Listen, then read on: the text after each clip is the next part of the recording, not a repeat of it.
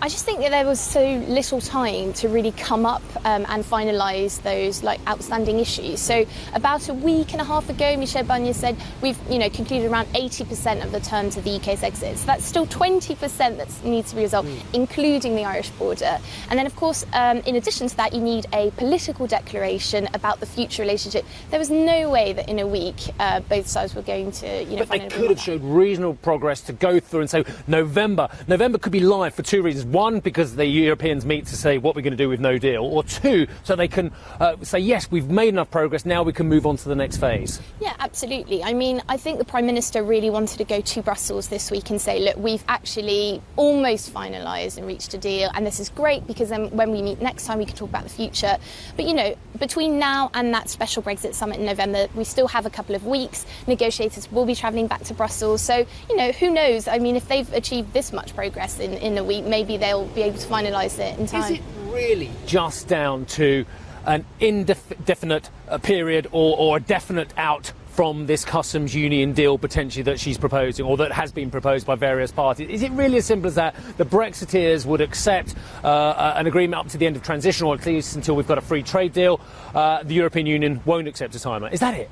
I mean, if it were that simple, maybe we would know which way we were going. No, the problem is that there's no kind of agreement on what this kind of, well, particularly the Irish border, but also the future. What will the UK want out of its relationship with the EU? Does it want close alignment, close integration, and therefore being part of the customs union? Which UK are you talking about? Well, exactly. I think there is the issue. Well, exactly. There's just so much disagreement at the moment. I think, ultimately, this is what we hear from reports in Brussels from British negotiators who said now it's up to the politicians to make up their minds. Well, I was going to say to you, thankfully, we have clear political party lines from both the opposite. Oh, no, we don't, do we? And therein lies another issue as well.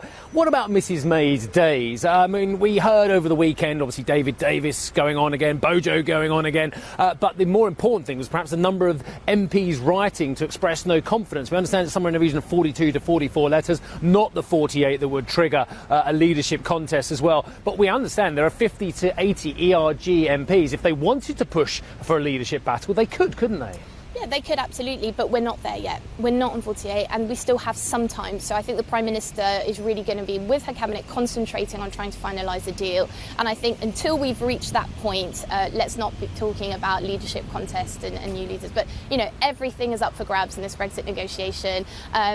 Even when you think you're close to a deal, you're not. So we'll see. Final point, and here's to prove I actually read all of your notes. The last bit says, if you think this is complicated, you wait till we get to a trade deal negotiation. You wait till we get to that bit. Is it really going to be harder, even if we get this bit done? I think so, yeah. I mean, then you have all these member states that are going to be like, well, this is what we would like from the, UK market, and then the UK will be thinking, well, this is actually what we'd like and what we won't want. It's not as simple as actually exiting. Then, coming back to the table and saying, oh, well, what would we like post-marriage is going to be much more difficult. Hey everybody, it's Hadley Gamble from our new CNBC Middle East Bureau in Abu Dhabi. Thanks for stopping by. Now to watch more, you can try one of the videos that just popped up on your screen. And don't forget to subscribe.